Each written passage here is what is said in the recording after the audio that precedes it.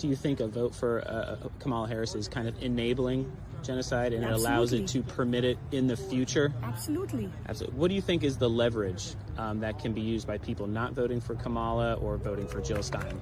If and when, I should say when, Harris loses this race, this election, this is going to be a very bold blow to the Democrats. Mm-hmm.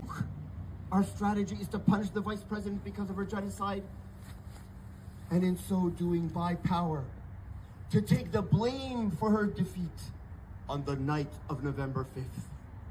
And in result, the outcome, to send a signal to the political landscape that you should never have ignored us. When we said ceasefire now, you said ceasefire never, and you shall never enter the White House. What do you think the danger is of re-electing Kamala Harris right now in 2024? There's a whole list. I can just go on and on. First of all, she's not the leader she says she is. She says she upholds the law. She does not.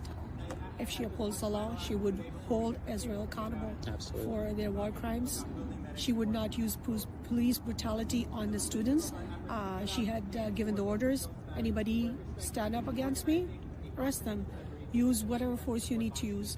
I mean, she's a liar. She's a deceitful liar. She, I would say, a habitual liar, because she just lies. She tells you one thing and she turns around and do the next thing. The other exact opposite of that thing. So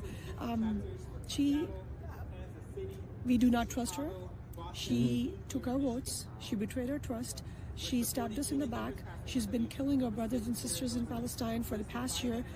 She says she does not like it, but she's working tirelessly. Yeah, round the clock. That tells us right now how incompetent she is for the office. We cannot let her get in the office again.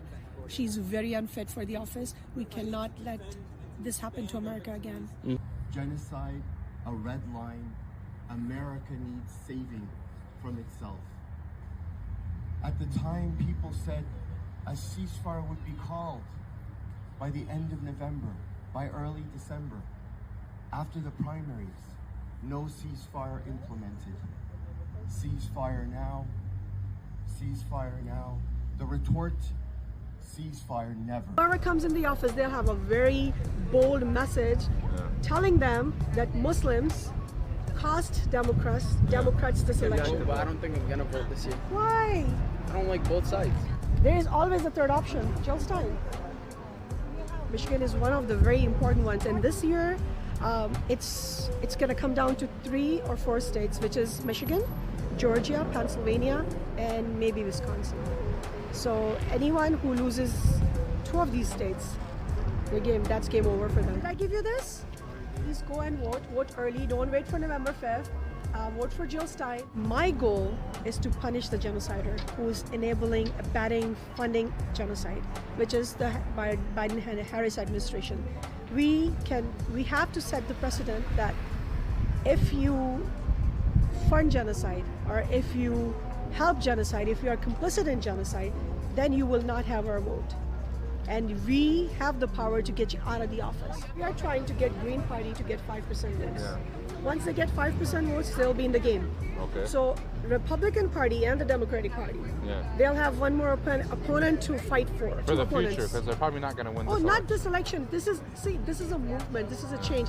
If we do not insert the change now, then when? Whoever comes in the office, they'll have a very bold message telling them that Muslims cost Democrats this election. I'm going to vote for Stein. Jazakallah khair. Inshallah, Michigan will decide the fate for Harris to lose. I came home the day I met Trump, and I gave my son a MAGA hat, and I said, I guess we're there. And he said, ew. His first words to me were, ew. I said, but Baba, he said he's gonna stop the war. And he said, okay, that's it. Give me that hat. We're voting for Trump. And that's the sentiment, not just of an 8-year-old, but of an entire community. If you're gonna stop the war, even if I don't like you, I'm on your team. It is their job to earn my vote. It is not my job to fall in line.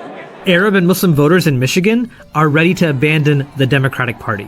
There's nothing worse than genocide. There is nothing worse than watching our babies' brains spilled out day in and day out, people being buried alive under the rubble. There is nothing worse than that. Any candidate or any political party that has been complicit in providing political cover and material support for a genocide is not worth voting for. We're back talking to voters in Dearborn, Michigan, home to the largest Arab American community in the U.S. It's a time in history in American politics where we're choosing from the bottom of the barrel.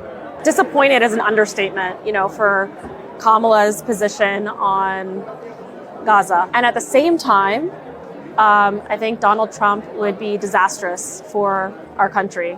The reality is it is a Democratic administration that is funding and excusing genocide. It is a Democratic administration that is allowing the biggest land grab in the West Bank in 20 years. It's really hard to look at somebody in my community and say, it's going to be worse. The genocide is going to be worse. Men, women, and children are being slaughtered, and we're paying for it, and we're funding it, and it's our weapons.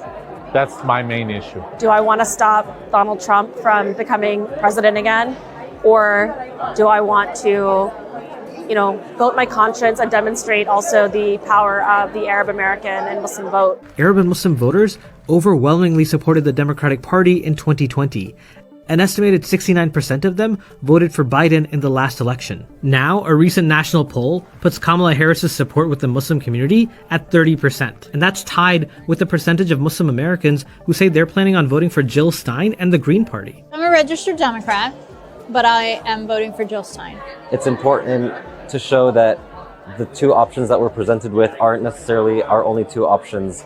40,000 people dead, 20,000 children dead. This is just too much for any of us to say, let's look past this and continue to support the Democratic Party. I'm definitely not voting for genocide, so I definitely will be voting for an independent candidate who supports my belief. A few moments later.